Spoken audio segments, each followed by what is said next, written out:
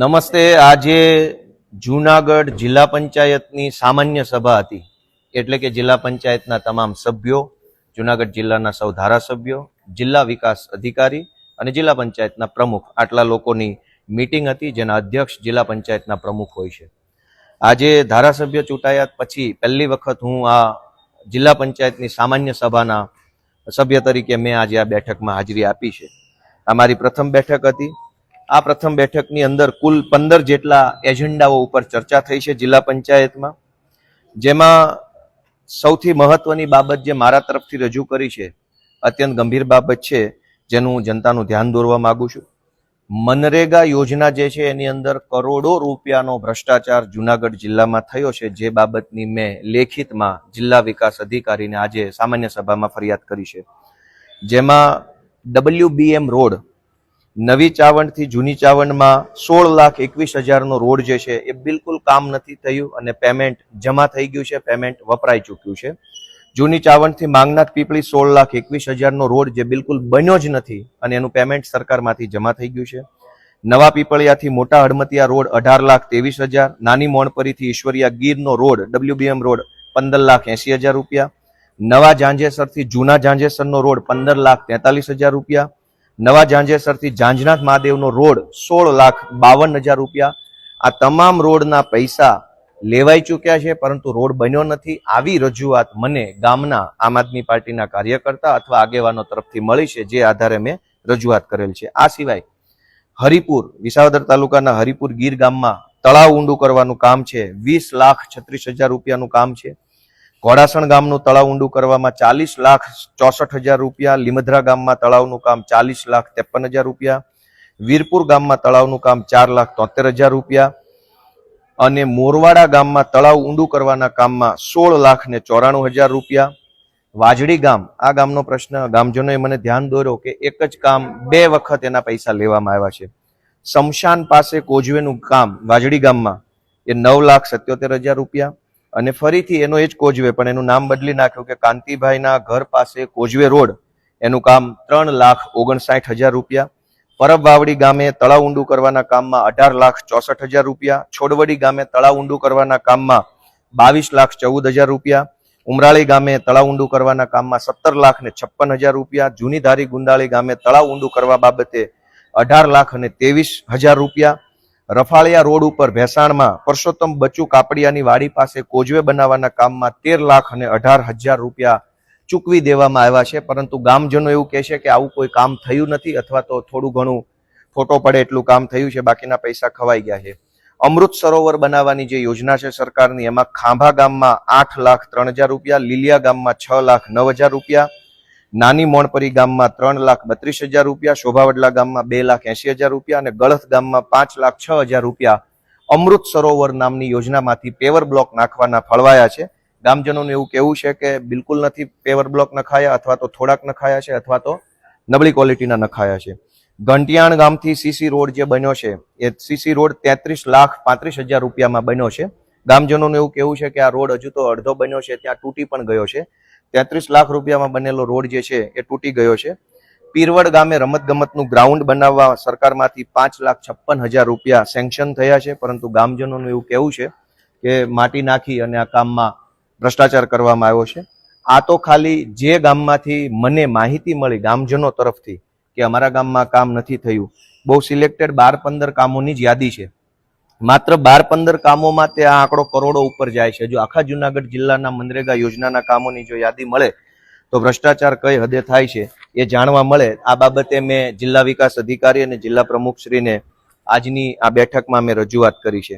આ સિવાય એક મહત્વની બાબત છે કે સ્ટેમ્પ ડ્યુટીની ગ્રાન્ટમાં ફેરફાર કરવા બાબત, એટલે કે કોઈ એક જિલ્લાની અંદર જેટલા પણ સ્ટેમ્પ લેવામાં આવે છે, જમીનોની ખરીદ વેચાણ વારસાઈની અંદર લોકો સ્ટેમ્પ ડ્યુટી ભરતા હોય છે. એ જે સ્ટેમ્પ ડ્યુટી સરકારમાં જાય છે, તે સ્ટેમ્પ ડ્યુટીના કેટલાક ટકા રૂપિયા જે છે એ જિલ્લા પંચાયતને ખર્ચ માટે આપવામાં આવે છે. આ ખર્ચના સ્ટેમ્પ ડ્યુટીના ગ્રાન્ટના કામોમાંથી અનેક પ્રકારની સરકારી યોજનાઓમાંથી રોડ, રસ્તા, ગટર પાણી બનતું હોય છે. સરકાર આ જિલ્લા પંચાયત દ્વારા 2025 માર્ચ મહિનામાં વડાળ ગામે ભિયાળ રોડથી જાલણસર તરફ જતો રોડે મેટલનું કામ મંજૂર થયું હતું. માર્ચ 2025માં કામ મંજૂર થયું, આજ દિવસ સુધી કામ કરવામાં ન આવ્યું અને આજની આ સાધારણ સભામાં વડાલ ગામે ભિયાલ રોડથી જાલનસર તરફ જતા રોડનું કામ બદલી નાખ્યું અને કેન્સલ કરી અને માળિયાહાટીના તાલુકાના ભંડુરી ગામે 3 બોર બનાવવાનું કામ મંજૂર કરી નાખ્યું. 4 લાખ રૂપિયામાં 3 બોર બનાવવાનું કામ મંજૂર કર્યું, જે બાબતે મેં વાંધો લીધો છે. આ સિવાય અનેક એવા કામો છે જે કામોમાં માંગરોળ તાલુકાના રહીજ ગામે આંગણવાડી કેન્દ્ર નંબર 2 અપગ્રેડ કરવાની ગ્રાન્ટ હતી અને માંગરોળ તાલુકાના કરમદી ચિંગરિયા ગામે આંગણવાડીમાં અપગ્રેડ કરવાની હતી. આ બંને કામ કેન્સલ કર્યા છે. હવે આ કામો ફેબ્રુઆરી 2025માં મંજૂર થયા હતા. ફેબ્રુઆરી 2025માં મંજૂર થયેલું કામ ચાલુ ન થયું અને અંતે એને કેન્સલ કરી દેવામાં આવ્યું ને એની સામે પેવર બ્લોકનું કામ માંગરોળ તાલુકાના માનખેત્રા ગામથી કલતપુર ટીંબા તરફ જતા રસ્તે સાંગાભાઈ ગલ્લાભાઈના ઘરેથી પૂંજા મેરખીના ઘર તરફ પેવર બ્લોકનું કામ મંજૂર કરી દીધું છે. જે આ બધી વહીવટી બાબતો છે, પણ આ ખરેખર ખૂબ ખોટું થઈ રહ્યું છે. આવી રીતે ન હોવું જોઈએ એ બાબતે મેં રજૂઆત કરી છે. એક ઇન્ટરેસ્ટિંગ પોઈન્ટ એ છે કે બલિયાવડ ગામે ગોપાલ ગામ વિસ્તારમાં સીસીટીવી કેમેરાનું કામ ફેબ્રુઆરી 2025માં મંજૂર થયું હતું. આ કામને આજે કેન્સલ કરી અને એની જગ્યાએ માળિયાહાટીના તાલુકાના લાઠોદરા ગામે વોકળા ઉપર પૂર સંરક્ષણ દિવાલનું કામ મંજૂર કરવામાં આવ્યું. ભાજપની બહુમતી છે તો એ ધારે કરી શકે છે.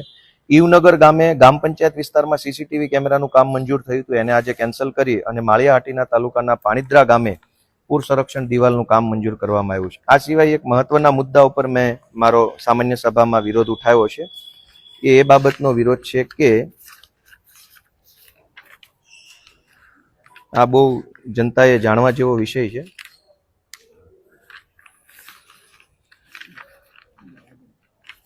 આગળ છે સામાન્ય સભાની અંદર સામાન્ય રીતે ચૂંટાયેલા નેતાઓ શું કરતા હોય છે એ આમ જનતાને ક્યારેય કોઈ કહેતા નથી, કેમ કે બધાની ભાગબટાઈ સરખા અંશે ગોઠવાઈ ગઈ હોય છે. એજન્સીઓમાં ભાગ હોય છે ને બધી જગ્યાએ, પણ મારે એવું કઈ કરવાનું નથી. એક ઇન્ટરેસ્ટિંગ વાત આજની સભામાં એ છે કે ભેસાણ તાલુકાના ગળથ ગામે નદીના સામા કાંઠેથી સ્મશાન સુધી પૂર સંરક્ષણ દિવાલનું કામ બનાવવાનું સરકારી કામ 3 તારીખ ફેબ્રુઆરી મહિનો 2023માં જિલ્લા પંચાયત દ્વારા મંજૂર થયું. ફેબ્રુઆરી 2023માં ભેસાણ તાલુકાના ગળથ ગામે પૂર સંરક્ષણનું કામ મંજૂર થયું. એ સિવાય ભેસાણ તાલુકાના ગળથ ગામે કાંતિબદાના ઘરથી ઢોળવા તરફ જતા રસ્તા પર પૂર સંરક્ષણ દિવાલનું કામ પણ 2023ના ફેબ્રુઆરી મહિનામાં મંજૂર થયું. આ 2 કામો ફેબ્રુઆરી 2023માં મંજૂર થયા. એ બંને કામો આજ દિવસ સુધી ચાલુ જ ન થયા. કોઈ સરકારી પ્રોસેસ ન થઈ, કામ મંજૂર થઈ ગયા પણ આજ દિવસ સુધી કંઈ કામ ન થયા. આજે આ જુલાઈ 2025ની સામાન્ય સભામાં આ બંને કામો કેન્સલ કરી દીધા કે ભાઈ હવે તો આ કામો થતા નથી. અને એની સામે ભેસાણ તાલુકાના ગળથ ગામે નાથાભાઈના ઘરથી મનસુખભાઈના ઘર સુધી પેવર બ્લોકનું કામ સામે મંજૂર કરી નાખ્યું અને મોરવાડા જતા રસ્તે વોકળે કોઝવે કમ ધાબીનું કામ ભેસાણ તાલુકામાં મંજૂર કર્યું. જે કામ 2023માં મંજૂર કરવામાં આવ્યા છે એ 2025 સુધી ચાલુ નહીં કરવા પાછળનો ઈરાદો શું છે, શા માટે ચાલુ નથી, આ બધા પ્રશ્નો મેં પૂછતા મને કોઈ બહુ સંતોષકારક જવાબ મળેલ નથી. એક સારી બાબત એ થઈ છે આજની આ મીટિંગની અંદર કે ભેસાણ તાલુકાના રાણપુર ગામે જે શૌચાલયની ટાંકી જે છે સાફ કરતી વખતે 2 સફાઈ કામદારોના દુઃખદ મૃત્યુ થયા હતા. એ બંને સફાઈ કામદારોને સરકાર તરફથી 30 લાખનું વળતર મળવા પાત્ર છે. જિલ્લા પંચાયત દ્વારા 60 લાખ રૂપિયા મંજૂર કરવામાં આવ્યા છે. આજે જે બંને સફાઈ કામદારશ્રીઓના મૃત્યુ થયા છે બંનેને 30 લાખની સહાય જિલ્લા પંચાયત હસ્તક સરકારશ્રી દ્વારા કરવામાં આવનાર છે.